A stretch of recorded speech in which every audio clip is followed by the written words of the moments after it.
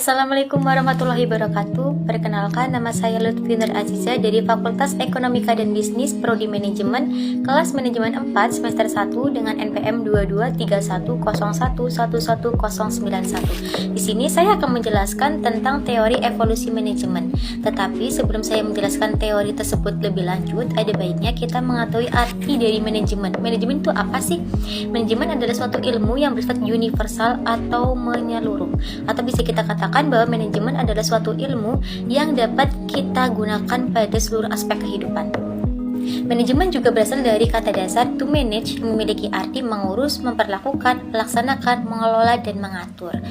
Kenapa sih kita perlu belajar tentang manajemen? Karena manajemen itu menyentuh dan mempengaruhi hampir seluruh aspek kehidupan manusia, baik pada bidang bisnis, kepemerintahan, kemiliteran, kerumahsakitan, pendidikan, SDM, dan masih banyak lagi. Kemudian manajemen juga bertujuan untuk menunjukkan cara ke arah pelaksanaan pekerjaan yang lebih baik, mengurangi hambatan-hambatan dan kemungkinan mencapai tujuan. Kemudian saya akan menjelaskan tentang perkembangan teori manajemen. Pada ini ada 3 aliran pemikiran manajemen, yaitu ada yang pertama aliran klasik. Aliran klasik ini adalah suatu yang menumbuhkan kebutuhan untuk menemukan pedoman pengelolaan organisasi secara kompleks. Pada aliran klasik terdiri dari 2, yaitu manajemen ilmiah dan teori organisasi klasik. Kemudian ada aliran hubungan manusiawi atau neoklasik. Teori ini adalah sebuah aliran tingkah laku yang muncul sebagai akibat dari pendekatan klasik tidak berhasil mencapai produksi efisien dan harmoni di tempat kerja yang memadai. Pada aliran ini digolongkan 2 pendekatan, yaitu gerakan hubungan manusia dan pendekatan tingkah laku. Kemudian yang ketiga yaitu ada aliran manajemen modern. Nah, di sini akan saya jelaskan lebih lanjut, yaitu tentang aliran manajemen modern. Pada aliran manajemen modern terdapat 2 jalur perkembangan, yaitu pertama jalur yang merupakan pengembangan dari hubungan manusiawi yang dikenal sebagai pelaku organisasi.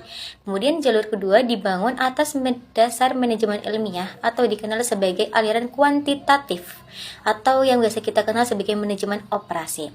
Kemudian pada prinsip dasar perilaku organisasi dari tokoh manajemen modern, yaitu ada pertama, manajemen tidak dapat dipandang sebagai suatu proses teknik secara ketat. Yang kedua, manajemen harus sistematik dan pendekatan yang digunakan harus dengan pertimbangan yang hati-hati. Yang ketiga, organisasi sebagai suatu keseluruhan dan pendekatan manajer individual untuk pengawasan harus sesuai dengan situasi. Yang keempat, pendekatan motivasional yang menghasilkan komitmen pekerja terhadap tujuan organisasi sangat dibutuhkan. Kemudian akan kita bahas adalah tentang aliran kuantitatif. Aliran ini ditandai dengan perkembangan tim-tim riset operasi dalam pemecahan masalah-masalah industri, yang didasarkan atas sukses tim-tim riset operasi Inggris pada Perang Dunia Kedua, sejalan dengan semakin kompleksnya komputer elektronik, transportasi, dan komunikasi. Teknik riset operasi menjadi semakin penting sebagai dasar rasional untuk pembuatan keputusan. Prosedur riset operasi tersebut kemudian diformulasikan dan disebut sebagai aliran kuantitatif. Sekian yang dapat saya sampaikan. Apabila tutur kata kurang berkenan dan penjelasan yang kurang, saya mohon maaf. Wassalamualaikum warahmatullahi wabarakatuh.